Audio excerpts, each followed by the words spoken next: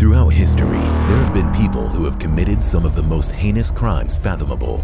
For those crimes, they have been convicted and sentenced to death. Welcome to Death Row Executions, where we take a look into the lives of society's worst offenders. And now, your host, Air. Hello everyone, today's story is on serial killer Bobby Joe Long, who was executed in the state of Florida for killing 10 people within 8 months. A lot of lives just got right down the tubes because of me. You know, in one way or another. And it's not a good feeling. It's not a pleasant feeling. I'm not proud of anything I've done. Bobby Joe Long, born Robert Joseph Long, was born on October 14, 1953 in Canova, West Virginia, to parents Joe and Luella Long. His parents were married, but divorced when Bobby turned 2 years old. His father ended up moving away, and Bobby moved to Florida to live with his mother. His hate and resentment towards his mother started at a very early age because Bobby felt that his mother was more concerned with men than she was caring for him. Bobby's first traumatic experience happened at a beach in 1957. He went to the beach with his mother, and while she was preoccupied with talking to men, Bobby made his way into the ocean and almost drowned. The following year, in 1958, Bobby was riding a bicycle and crashed it into a parked car. He also suffered a head injury after falling off of a swing. A few years later, Bobby went pony riding, but ended up falling off of the pony and hitting his head once again. He experienced dizziness and nausea for weeks after that incident. Eventually, when Bobby started going to school, school was not an escape for him. He was struggling academically and had to repeat first grade. Along with the academic struggles, he also faced bullying because he was struggling with the effects of being born with a chromosomal disorder called Klinefelter syndrome. Instead of being born with an X and Y chromosome, Bobby was born with an extra X chromosome, making his genetic makeup XXY. Some of the more prominent symptoms of this condition are reduced muscle strength, less facial hair, less body hair, broader hips, enlarged breasts, small testicles, low testosterone, weak bones, cognitive deficits, infertility, and reduced sex drive. Men who have an extra X chromosome in only some of their cells, which would be called XXY mosaic, show milder symptoms than men who have an extra X chromosome in all of their cells. As for Bobby, since his body did not develop a lot of testosterone and his glands were producing large amounts of estrogen, he grew breasts when he started puberty and was bullied for it. Bobby was confused about his gender identity, and he felt that everything about his life was dysfunctional. His breasts grew so big that his mother was able to get him set up with getting a breast reduction surgery. Bobby's relationship with his mother continued to develop into a strained relationship. He co-slept with his bipolar mother, Luella, until the end of junior high, and even though he was close with his mother, his hatred and resentment towards women continued to grow like wildfire. Luella worked at a bar and would always wear skimpy outfits that Bobby was uncomfortable with. Even though Luella denied this, Bobby said that Luella would frequently bring men home to their one-bedroom apartment, and he would endure having to see and hear some of their inappropriate encounters. Also in their one-bedroom apartment, Bobby and his mother had a dog.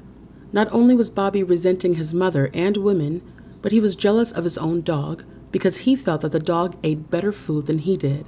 At the age of 13, Bobby got a hold of a handgun and killed his dog by shooting her in the vagina. When Bobby started high school, he met his first girlfriend, Cynthia, and it was only then that Bobby started sleeping by himself. Bobby married Cynthia when he turned 21, and the couple had 2 children together. Their marriage was volatile, and things got worse after Bobby got into a motorcycle accident and injured his head.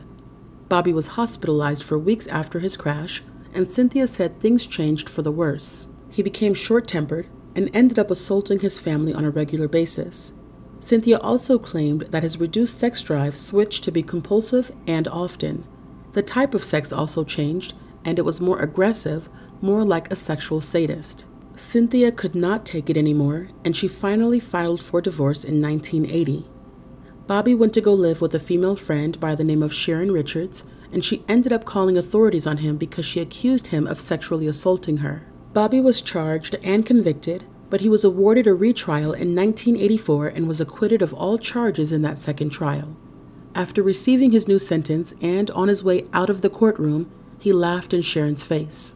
A few years later, in 1983, Bobby was busted for sending inappropriate photographs and sex letters to a female and ended up spending time in jail, but his sentence was very short and he was put on probation. When Bobby was released from jail, the only thing on his mind was sex, and he vowed to get it on his own terms. He scouted homes that had for sale signs on them and also hunted for women who were selling things on the classified ads. These women would give Bobby their home address in the hopes of him purchasing an item that they had posted on the classifieds, but instead he would force his way into their house and sexually assault the women. Some reports claim that he also placed ads in the classified section pretending to sell appliances and would prey on the women who reached out to him. Bobby got away with sexually assaulting at least 50 women. He was never caught or arrested for these crimes. In March of 1984, Bobby took his crimes to another level when he met up with a prostitute by the name of Artis Wick. After sexually assaulting Artis, Bobby's rush and wants were no longer satisfied, so he made the decision to kill her. This was Bobby's first kill, and it gave him the rush he needed, so he would go on to commit many more murders. A couple of months later, in May of 1984, Bobby was driving around in Tampa, Florida, and saw a young woman by the name of Lena Long. Lena was a Laotian immigrant working as a stripper for the Sly Fox Lounge. Bobby would frequent that strip club, so he was familiar with who Lena was. Bobby slowed his car down next to where Lena was walking and offered her a ride. Lena agreed to get in Bobby's car. Bobby drove a bit and then parked on the side of the road and attempted to assault Lena, but she started screaming and fighting Bobby back. Eventually, Bobby was able to subdue Lena, and he ended up driving to a more remote location where he sexually assaulted her and killed her. Lena's body was found face down a couple of days later, but police had no leads. The only thing they did notice was that her body was purposely posed in an awkward position. Her legs were spread so far apart from each other that the distance between the both of her heels were 5 feet. Bobby's third victim was 22-year-old Michelle Sims. Michelle was a prostitute, so had no issues getting into Bobby's car when he propositioned her for sex. A fourth victim by the name of Elizabeth Laudenbach was found dead 17 days after she was killed. Police did not think there was a connection to the previous murders because Elizabeth was not a drug user, nor was she a prostitute. She had all of her clothes on her when she was found, but they did find red nylon fiber on her body, and it was the same red nylon fiber material that was found on Michelle Sims' body. Bobby's next victim was another prostitute by the name of Chanel Williams. Chanel was an 18-year-old working the streets. It was the evening of September 30th, 1984, and Chanel was walking with another prostitute friend, but they split up after Bobby picked her up. Bobby sexually assaulted Chanel, but she was too strong and athletic for him to subdue and kill, so he changed his MO and shot her 2 times in the neck. Her body was not found until the following month. The same exact day Chanel's body was found, Bobby killed a 28-year-old by the name of Beth Dinsfriend. Beth was a cocaine addict, and she was also a prostitute looking for a John. She found Bobby on the cross streets of Nebraska Avenue and Hillsborough Avenue. He did to her like he did many of his previous victims, sexually assaulted her, and then killed her. Shortly after killing Beth, Bobby killed his 7th victim, Kimberly Hops. Kimberly was a 22-year-old prostitute, addicted to drugs, and was working the streets the night Bobby picked her up and killed her. In November of 1984, Bobby was driving around in the Tampa area again, and he spotted a woman named Lisa McVeigh. Lisa was riding her bicycle home from her job at a local donut shop. Bobby forced Lisa into his car and made her perform a sexual act on him. When Lisa was finished with that act, Bobby decided not to kill her and instead brought her back to his apartment where he immediately sexually assaulted her again. Unlike Bobby's previous victims, Lisa's life was spared. Although her life was spared, she was not free to leave and she had to endure Bobby's sexual needs for over 24 hours. There was something in Lisa that prevented Bobby from killing her. He eventually let Lisa free. The only reason Lisa was set free was because she was begging for her life and came up with the lie that her father was very sick and she was the only one who could take care of him. She tried to gain sympathy from Bobby and it worked. Before he let her go, thinking that she would keep her mouth shut, he told her, "Tell your father he's the reason why I didn't kill you." Before getting arrested at a movie theater near his home in Tampa, Bobby killed Virginia Johnson and Kim Swan.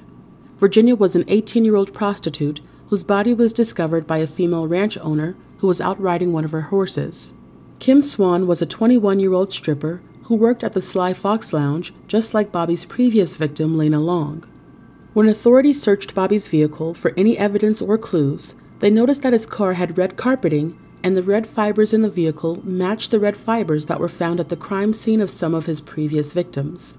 After Bobby was arrested, authorities connected him to a 10th victim, the murder of Vicki Elliott. He was also wanted in 3 different Tampa Bay jurisdictions because other investigators had collected forensic evidence including ligatures, semen, clothing, and more. After Bobby's arrest on November 16th, prosecutors worked hard to gather as much evidence as they could from all of the victims they thought were linked to him. The police gave prosecutors semen samples, fiber samples, and other vital pieces of information that would help in getting a conviction. Bobby signed a Miranda waiver and also agreed to be questioned.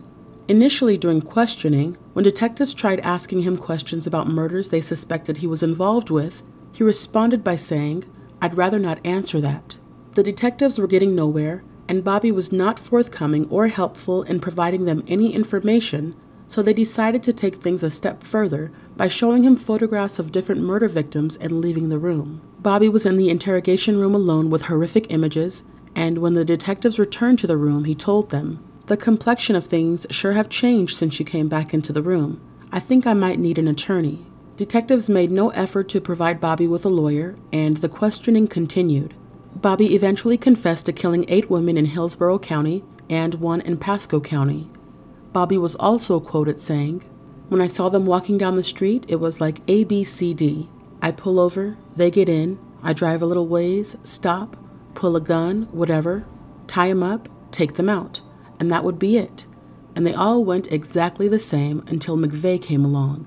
The FBI was able to analyze the fiber evidence given to them, and they were also able to link Bobby's vehicle to most of the victims he admitted to killing. Bobby's trial began in 1985, and the Hillsborough County State Attorney's Office and the Public Defender's Office of Hillsborough County reached a plea bargain deal after Bobby agreed to plead guilty on September 24, 1985 to 8 homicides and the crimes against 1 surviving victim, Lisa McVeigh. Bobby's victim, Artis Wick's body was found after Bobby was arrested and gave a confession and pled guilty, so he was never charged with her murder. Bobby received 26 life sentences without the possibility of parole and 7 life sentences with the possibility of parole after 25 years. Jurors, they shouldn't have been so upset.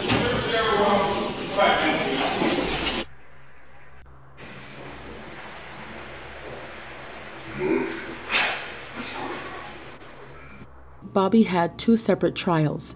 He received the death penalty for the murder of Michelle Sims in his plea deal trial of him admitting to killing 8 women. The state chose to seek the death penalty, and he was found guilty of all charges and sentenced to death for the murder of Michelle Sims. Bobby's second trial was for the murder of Virginia Johnson out of Hillsborough County. In the agreement of Bobby's first trial, the state was not allowed to use the convictions obtained through the plea agreement, so his confession was thrown out, and the trial went directly into the penalty phase, and Bobby was found guilty and sentenced to death again. Now, Bobby had 2 death sentences hanging over his head. Bobby tried to appeal his first-degree murder convictions and death sentence for the crimes he committed in Hillsborough County when he killed Virginia Johnson. His appeal was granted, and Bobby's death sentence was vacated, and with his conviction reversed, his case was set to go back to trial court with the orders of acquitting Bobby for the murder of Virginia Johnson. Now, Bobby's complete sentence was 1 5-year sentence, 4 99-year sentences, 28 life sentences, and 1 death sentence. While spending his time on death row, Bobby accused the state office, whose job is to defend death row inmates, of revealing his private letters to authors which violated his attorney-client privilege. He also claimed that the state office was running a death pool by betting on dates which inmates would be executed. In Bobby's appeal, he asked for the state office to be removed from his case. There was an investigation, but the appeal court concluded that the allegations were unfounded. They also denied his motion for his public defender Bob Dillinger to be relinquished from having possession and control of his file. Fast forward to 2019, Bobby continued to have issues with his legal team. Bobby was originally set to die by method of electrocution, but decades had passed since his sentence was handed out, and the state was now carrying out executions by method of lethal injection. On April 23, 2019, Florida Governor Ron DeSantis signed Bobby's death warrant for May 23, 2019, and it was the first death warrant he signed since he took office earlier that year. On May 3, 2019, the same month Bobby was set to be executed, he and his lawyer missed a court appearance and argued that he should not be executed because the method of lethal injection causes undue pain. He wanted to find a method to die that would be painless for him. That same day, Florida Governor Ron DeSantis denied Bobby's stay of execution. Lula Williams, who was the mother of one of Bobby's victims, Chanel Williams, attended the hearing that Bobby and his legal team missed. She spoke with the media and said, "He inflicted pain on my daughter and the other victims, and he's worried about pain?" It was now May 23, 2019, Bobby's execution day. He was taken out of his cell at around 9:30 in the morning for his last meal, which consisted of roast beef, bacon, French fries, and a soda. When it was time for his execution, he made no final words. But there were people in the witness stand who spoke to the media about why they wanted to be there to witness his death. Surviving victim Lisa McVeigh said, "I wanted to be the first person he saw."